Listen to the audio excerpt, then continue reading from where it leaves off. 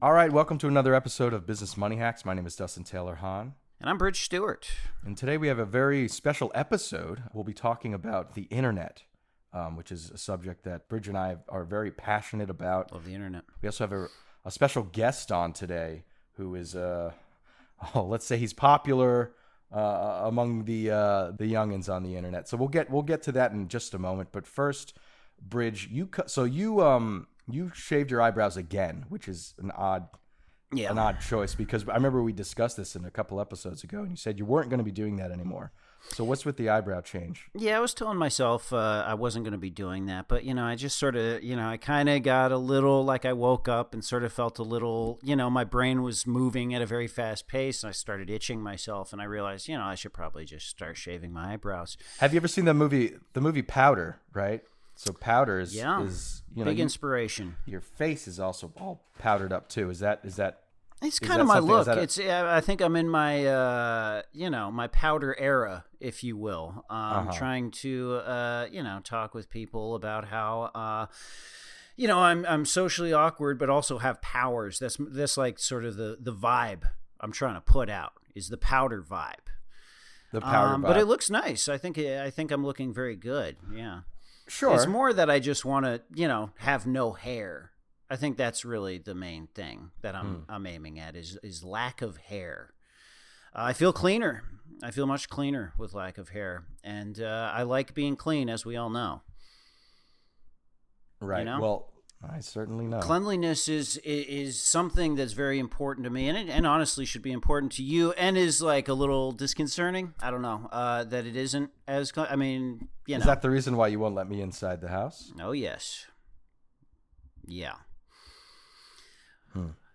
Well, I would like to bring up. We haven't had a guest in a while. That's true. So we've got a very special guest today. His name, he's a large online personality. His name is. I believe Greg. jREG. Welcome to the podcast. jREG, yeah. How you doing, jREG? Thank you. That's actually correct. Yeah, you can pronounce my name, jREG. jREG. My name actually, it becomes whatever is most viable. So whatever sticks into people's head the most is how you pronounce the name. So you've got a malleable name. Yeah, the name. Imagine it's kind of made of like an amorphous blob. Mm-hmm. Whatever form it needs to take in order to get the most amount of attention is the shape that it will take. Wow. If the kids like jREG, if the kids would prefer, I don't know, jREG, that's what it becomes. Kind of like an octopus, sort of like, tentacles. Oh, he's got the tendrils, yeah. I love tentacles, big fan. And so your name is sort of this amorphous blob. I've been making a lot of AI art for you, specifically, Bridge, tentacles and things like that. So I'm a big fan. And it sounds like your name is sort of a representation of that. It's just sort of this amorphous tentacle monster that wraps around people's, your viewers' heads, I assume. Yeah, well, I don't like to open with that because it's a little, people get a little off put when I phrase it like that, for sure. I'm out here to make people laugh, make people smile, and make people, look at their screens more, specifically at me, and maybe like dream about me, think about me some more, and I think occupying that niche.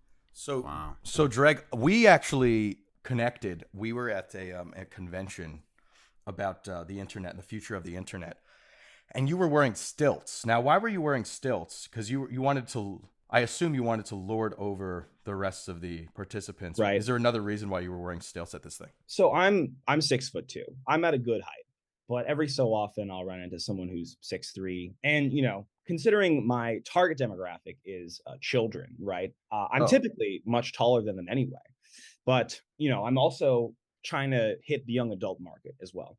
And, kind of reach the hearts and minds of the youth. And in our sort of primitive reptile brains, if you can look up to someone, that's perfect, right? Like you're literally looking up to me. And I'm sort of shaping your mind so that you can try to become someone like me, or think about me more, view me more. Right. So yeah, that's kind of what I was getting at with the stilts. Sure. And it lets me look down physically on others, and that sort of reminds me of what I'm trying to do here. Yeah, because when you walked up behind me and like you tapped me on the shoulder, I turned around and you physically took your hands and pushed me further down onto the floor, which was an interesting choice. Yeah, so so this might be surprising, but I was socially awkward as a kid, and I don't like that.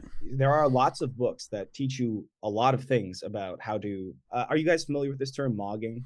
No. Let's hear about mogging. My first wife's name was Mog. Mog. Oh well, I did. Well, let's get back to that because but she was Irish. Oh, okay, interesting. So a mog stands for male-of group, and it's short for amog, so alpha male-of group. It's a term in some eccentric online circles, associated with incels and stuff like that. But you essentially want to do a little display of, I guess, what we would call dominance. You just grab them by the shoulders. This establishes physical touch. I read about like this. That. This works for women. This works for men. Grab them by the shoulders. Give them a little push. You did that. Get them down 2-3 more inches, and you're already towering over them. You're already an imposing force. Right, because I'm 4'11", so that was quite a push down. It's not enough to just be 1 or 2 feet taller. You have to, or 5 or 6 feet taller because you were on stilts. It was complete. It was complete domination. Yeah. I mean, it was one of the most embarrassing things I'd witnessed. I felt very uncomfortable. That was pretty embarrassing. Right. It's not enough to just be on top. You need to be literally on top, physically on top, just crushing everyone you meet, essentially. Everyone immediately. And anyway, so a mog is essentially, so if I'm taller than you, that's called a height mog.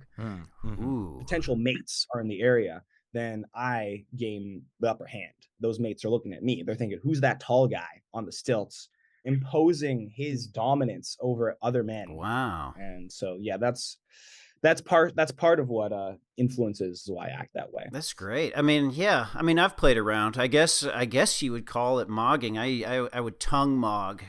You would attach this like fake tongue inside of my mouth, and that was your big lizard phase. That was my lizard phase. 2011. Yeah. That was your lizard phase. Yeah. Yeah. It was very hard to talk, but people were pretty impressed, I will say, with my tongue. The lead singer of Kiss, I believe, was a tongue mogger as well. Oh yeah. Yeah, I guess I come from rock royalty in that sense.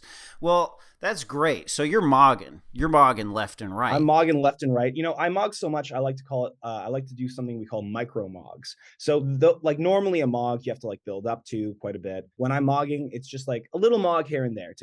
I re-up on my mogs every 2 to 3 hours. You might notice that I do little mogs in this very conversation. Yeah, you've been staring directly at me the entire time. It's just been, and you haven't been blinking at all. You've just been staring directly at me. So I'm not really sure. Is that mogging or is that some medical condition? That's one of the things that I read in my book. And, I think reading... You read in your book. Did you write your own? Did you write? Yeah, well, actually, yeah. I would like to one day write my own theory of this kind of stuff. But right now, my expertise is obviously in the internet stuff, and the books that I read are just conduit for me learning more about social interaction. And I think the more about social interaction you read from a book, it probably the better. Yeah, it's a lot better to do to just be reading from books instead of speaking with people. Like I spent the first 15, 16 years of my life in a closet. My mother had trapped me in the pantry in our home. I didn't spend any time, and there was one book that she left for me. It was a detective novel that she had written, and that was like the only thing that kind of kept me entertained. And so did Harry Potter. That like of many great American heroes. Oh yeah, American. Harry Potter is the finest American hero. Well, something we don't, J.K. Rowling, she was American, and she wrote all of her characters. Harry Potter during the his story, he was actually doing an accent, and I think that was they were all just pretending. Yeah, because it was funny. Like because British accents are funny, and so that's what they would do. Yeah, I think the 5th or 6th novel, he was like, "Hey guys, I've just been doing a British accent this entire time." That was a huge twist. Yeah, that was a big one. I mean, I'm a little bit younger than I think you guys. I'm a Zoomer. You guys are more millennial. And I know the millennials grew up with Harry Potter, and I did catch glimpses of that, which was like huge twist, right? Like I remember thinking about that, finding out that it was a big thing in the millennial generation here when that happened, when that dropped. It was 9/11, Iraq War, and then Harry Potter pretending to do British accent the entire time. Now, you were mentioning something earlier. You were talking about incels. What should I do with? Well, if I had a poster of Emma Watson right in my bedroom, hypothetically, and I spoke to her, and I created sort of a VR program where she became my girlfriend. Would that make me an incel? But she's my girlfriend through a VR program. I don't think so. I think that actually is where we're headed. In my view, like if you feel like you've got that romantic element of yourself satiated, it doesn't really matter how you do it. For example, like a big part of what I do, I allow people to like fall asleep to my videos, when they don't have friends, I'm there. I'm the person that they can talk to, that they can confide into, and then they can maybe give me $5 on Patreon, give me a little DM. So you do a little ASMR stuff. I know about the ASMR thing that's popular. Yeah. So you're like, oh, give me $5. Give me $25 a month. I'm your friend. Give me $25 a month, and you can $5 the next month. Bridge, you should try it. Try a little ASMR. Bring that lizard tongue. Yeah, give me $5 a month. I'm your dad. I'm like a dad figure. Give me $5. Give me $5. Give it to me. So this is an interesting thing. So you said at the beginning of this thing that this is very much your drive is to just get the attention of your viewers, these kids. What's driving this? What's the end game here? Why are you doing all this? Are you asking like philosophically the end point of what we're doing and what I'm a part of, or just for my own personal benefit? Because there's a sort of personal story here, which is that I want money. It's money. Yeah, well, sure. But then there's a larger sort of where we're going with this, and where we're going with this is, and it's actually pretty clear to see when you look at the trends. Basically all of humanity in cubes of some kind. Cube? Many cubes. Like we could have like millions and billions of cubes, and they're watching me, but I'm not even there. I'm completely robot generated, and they're not even there. They're robot generated as well. Eventually, we bring about. I am jREG. Yes. Well, yeah. This is kind of. You ever see Wizard of Oz? It's like the Grand Wizard. I think they called him the Grand Wizard of Oz. I think that's what they called him. Yeah, they called him Grand Wizard. His giant head would come out of the clouds and speak to his subjects. I am the wizard, the great wizard. So I am jREG. I am jREG. Fall asleep to my tender voice. I am your father. All I need is $5 a month. So this is your ultimate goal here is to just essentially be this Grand Wizard of Oz, essentially, that is not even you, but is like an AI bot that's other AI bots are viewing, essentially. That's the ultimate goal. Okay. I'd like to lay out kind of a 3-step plan. So step 1, that's where we are, right? You're looking at your phone 16 hours a day. You are more machine than man.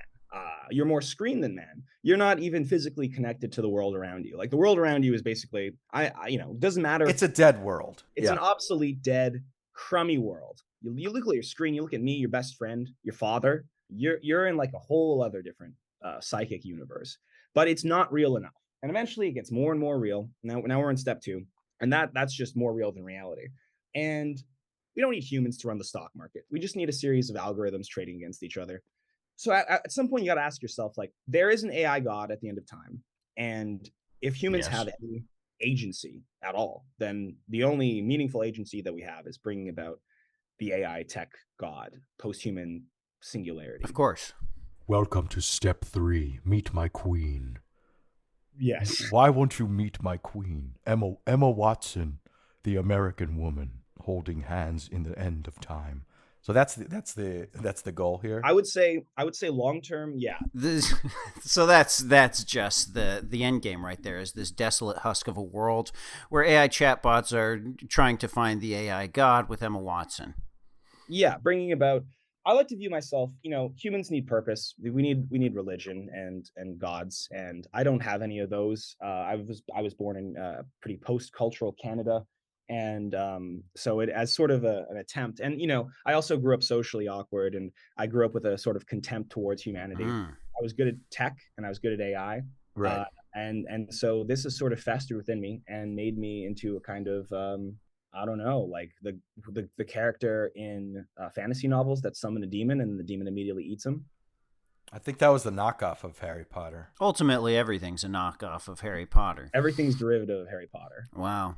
But that's interesting that you say all this. So you have this drive to sort of, I mean, it's like, it must be sort of fulfill it, like teaching, being online and having this audience and having this reach and being able to reach out to these people and say, do this, do that, think this.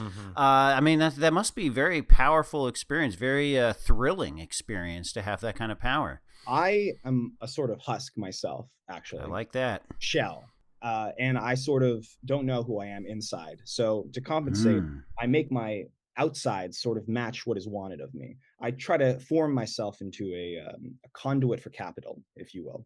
And whatever form my name can take, which will be the best conduit of capital, whichever form of content I can make, that'll be the best form of capital I will become. I am an amorphous blob, ever changing. And you've got a fun YouTube channel. Fun YouTube channel. When people give me attention, it's very validating for me. And because it allows me to know which shape to take.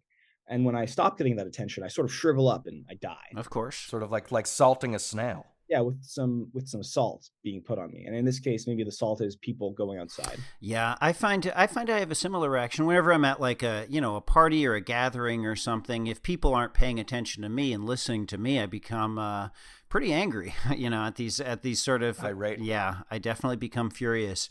And when people aren't paying attention to me, I become that. But when they are, I really feel good about myself. I feel this. I guess you'd call it like sort of like love almost within my heart. And when people are listening to me talk, and when they don't listen to me talk, I feel hate. That must be a very like kind of similar experience that you're feeling. I don't know. I don't know if I have feelings. Oh wow! But I sort of react to things like I guess I'm more like an animal where if you or like a bug, kind of like a or like a snail if you rip off one of my arachnid legs, I will squirm. If you put some salt on me, I will shrivel. A squirmy grog. But I'm not sure there's deep feelings going on there. It's more of just a reaction, right? Like I'm trying to. We are all trying to become conduits of capital in the most efficient way that we can, and the way that works for me is just taking whatever form is required of me.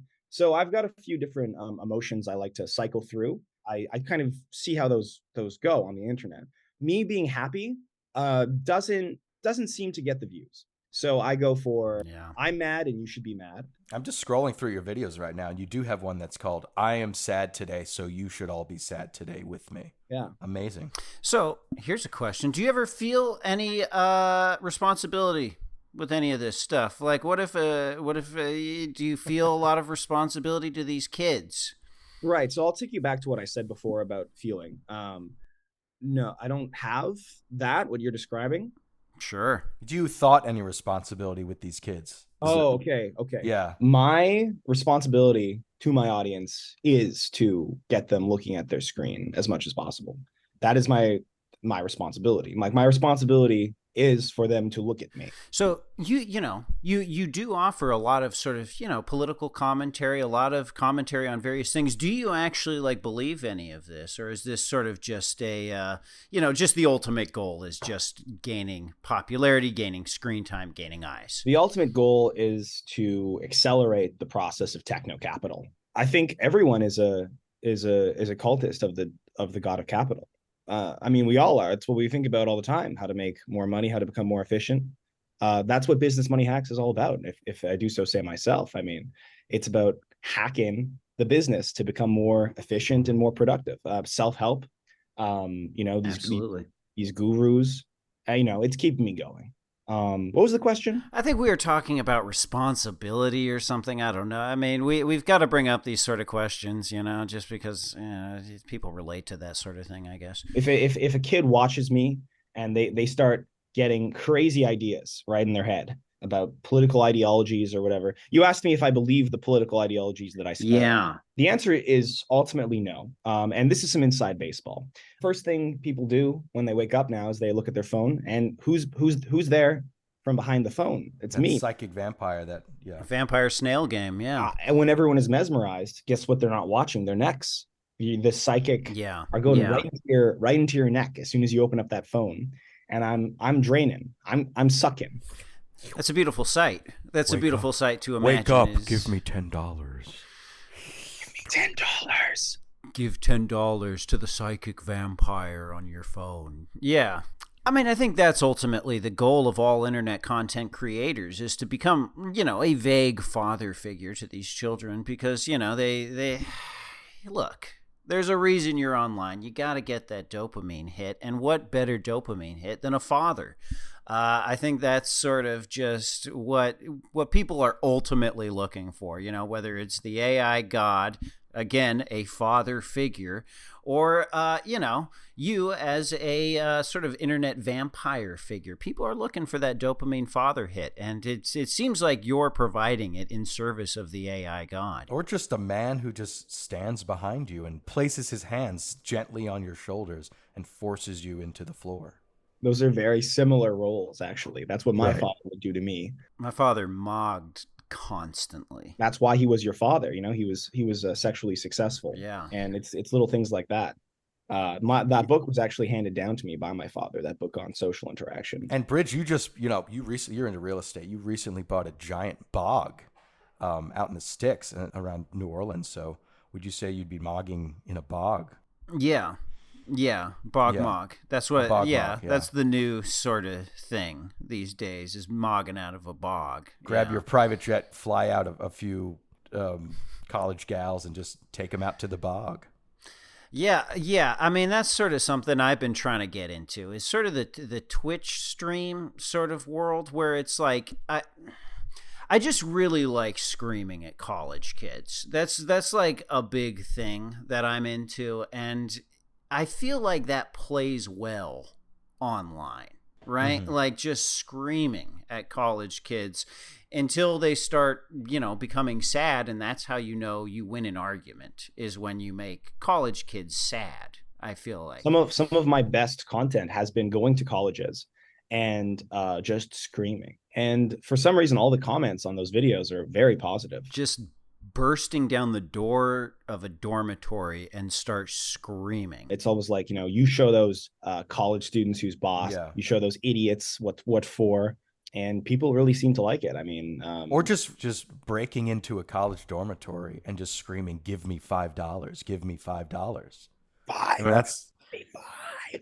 Whispering into their ear, standing above their door frame, wearing those like wearing a Harry Potter costume. And your sticks, like about 6-7 feet tall, and just screaming, "Give me $5! Give me $5!" That is sort of what I try to do, digitally. And this is kind of what I was getting at before, is there's so many things that are missing, right, from the normal person's life: communities, mentors, friends, lovers, and a lot of people like to complain about this, but I see it as a pure opportunity to fill that niche, fill that void with online content creation.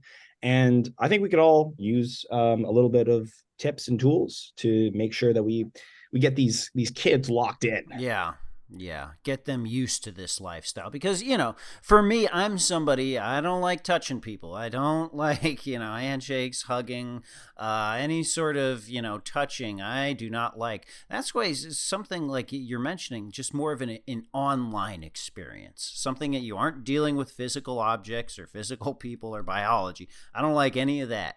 So to sort of move into this more online space, I think is very beneficial for me and for everyone else, because I would prefer that. Not to mention, talking to people in the real world, you can get COVID-19, you can get beat up if you say the wrong thing. You could get COVID-18, which I heard was even worse. Yeah. Those numbers keep going up. I mean, I've been on a lot of different websites recently, and there's COVID-18, there's COVID-17. It's gone down to COVID-16, COVID-15. What happens when it's COVID-10? It's like a nuclear bomb. It's like Oppenheimer. Yeah. What? So, but have you considered creating a YouTube channel, or Bridge, maybe a Twitch stream, where you literally are acting as if you were their father of the that seems like it would be the next logical step, right? The YouTube channel is at I am your father, or whatever the at, I don't know, put the at symbol anywhere, really. Yeah, I am your actual father. Stop listening to your parents. Leave your home now and come to my compound. That's an excellent idea. And come to my bog. So there's this my bog pound. There's this genre on YouTube called Big Brother YouTube, and it's young men, but they're like kind of older than teenagers, like young adult, like young early 20s, and they give advice to younger men about how to behave. And they talk about stuff like wearing the stilts and pushing people down a little bit. And that's very popular because a lot of these kids lack a positive big brother figure. We have there's like Big Brother YouTube, there's like old man YouTube, and then there's like surrogate father figure YouTube. And surrogate that's what you want to go for, because nothing's stronger than a father. I would take it one step further, and I would say, let's combine all of these things that people are missing into a singular channel. I am your lover. I am your father. I am your big brother. I am your community. I am your son. I am your son. I'm all of this in one package. Yeah. I think that's what people are I think that's the ultimate thing. I mean, that's obviously what the AI father will be, is the father and the son. But yeah, I think some sort of YouTube channel where somebody's just being every intimate relationship in my life. They are essentially the avatar for that. I would watch that, just being able to hug a father figure or a son figure. I think I would really enjoy that. The father, the son, and the AI spirit all in one. Yeah, exactly. I'm the father, the son. Give me $8. Yeah, I would. The price has gone up. I would absolutely pay my son to love me, like on a YouTube page like that. I'd pay for somebody to play my son. $5 for son tier, $15.50 for exclusive content posted Wednesdays, $50 for a hug where I say I love you. People are ready and willing to pay money for that sense of authentic human connection that they don't have. Yeah. Well, that seems to be the end game here. And I'm all for it. I support this vampire lifestyle that you're living. I support this supposed resurrection of the AI father. This is everything I support. So what's next? What's the next step for you to achieve this? How are you getting there? It's all about community, guys. Like, it's all about building real world communities of people. Networks, real world online communities, having conversations with people about what's the best way to lock these people in, what's the best way to get them checking their phones first thing in the morning. Just locked in, lock them in the pantry, lock them in wherever they'll get locked in. What's the best way to get the 16-hour a day screen time, these people to stop sleeping. Well, I had a question. What are your views on parental locks on computers? What's your view on that sort of thing? How do you circumvent? Those don't work at all. Oh, okay. Have you ever tried to block a website? Never. Ever? No, I go on everything. There was a time in my life when I was trying to hold on to part of my humanity, and I would try to lock myself out of certain websites. And every time there would be a pretty easy workaround, whether it's a proxy website, whether it's just disabling the app blocker. And the only real way to around it is some sort of physical removal, which we all know is not going to happen. I used to punch the screen. If a website said, like, give me your cookies, I'd say, no, these are my cookies. And I would smash the screen. I've gone through many screens before. Because the computer's always asking for cookies, or I assume it's trying to take my cookie. Yeah, you like your cookies. You see cookies and you just go straight into the primal rage. Yeah, I don't go lizard brain. I go full on monster. Yeah. I think because parents can't even control themselves. So how are they supposed to control somebody else? Oh, yeah. You could be the father of their parents. You could say, I am your father. Put your parents on and I'll be your father. I think we all need fathers, and that's what some of the most successful online personalities right now, they are occupying that space. Yeah, and they're doing great. Some of the most successful people at keeping you locked in are your father, essentially. Yeah, that's a fascinating concept. I haven't thought about that yet. Which one? We talked about slugs and Harry Potter and Cookie Monsters. A son influencer. I am your son. Ooh, I'm your boy. I'm your boy. Raise me now. Raise me and pay me. Pay me. I need food. I'm starving. You just need to call it an allowance, and you can make millions. That's just say, the way. I need my allowance. Daddy. Daddy, please. I'm sad. Give me a hug, Daddy. Just a 20-minute video of you saying, I'm sad. Give me a hug. Please give me $5. Daddy, I'm scared. I saw a scary movie. I'm going to need $200 on my Patreon. Dad, you're such a masculine guy. You're so cool, and I love you. I couldn't love you more, Dad. You're the best dad in the world. Please give me my allowance. Daddy, you're so cool. You're so successful. I know that you're capable of attracting a real woman and not a virtual Emma Watson. Daddy, your studio apartment after the divorce is so much better than Mommy's house. I respect you so much, Daddy. I think that's got legs. Little baby legs. Yeah, very, very small child son-sized legs. That's a very interesting coincidence because I just started a new Twitter because I get kicked off of that thing constantly. Oh yeah, and my handle is @babylegs, so it's just interesting that you said that. Well, this is an interesting subject. That this moving away. I mean, parental controls. Look, it's just another form of regulation that's completely out of control in our society, and the shutting down of ideas. That's something I could never stand for, and I don't stand for. And whenever anybody tries to, silence me or silence people from their ideas, I think that's a huge problem. jREG, I'd love to know your opinion on, the silencing that's happening in our society as of now. Well, it's not something I stand for either. In fact, every time I hear about it, I get off of my stilts and I kneel in protest. Yeah. One thing I will say about government regulations is that they're often standing in the way of techno capital and us being often, almost every instance. Well, I'll stop you there. Certain circumstances where the government can work in tandem with corporations to actually be a more efficient conduit of techno capital, and you can look in certain examples of China. North Korea is a great place. I vacation there once, at least as every summer. Which is why, long term, I would like to move to China, which I call Neo-China, and go there because that is the most efficient hub for capital. So you would want to just ship your cube to China? Yeah. Like, because the actual process of moving, but I would imagine like they would pick me up like one of those shipping crates. Right, like a giant drone. Like a drone. A drone, and with a speaker on it that's just playing the Chinese national anthem. Yeah, or I could leaving America and flying across the Pacific. Yeah, and every so often I would wake up, go to my megaphone and I'd be like, "Give me $5." $5. While you're over Hawaii. $5. Maybe my drone smashes through like a college dormitory and I just start screaming. That's content, Right. Screaming, "I am your son. I am your son. Please give me money, college students." It's a beautiful image. Well, thank you so much for this advice. Hopefully we all can aspire to reach a level where we don't exist anymore. That's the main goal.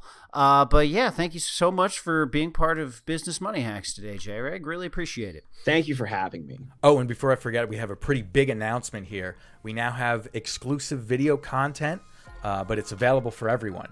So for those of you who are fans of jREG, on our YouTube channel, we have shorts that we've been putting out. If you're on Instagram, check out @BMH Podcast. If you're on TikTok, go to @BusinessMoneyHacks TikTok. And if you're on Twitter or X, go to @WeLoveYouElon. We love you so much, Elon. Well, that's the show, everybody. My name's Bridge Stewart. I'm Dustin Taylor Hahn. Business Money.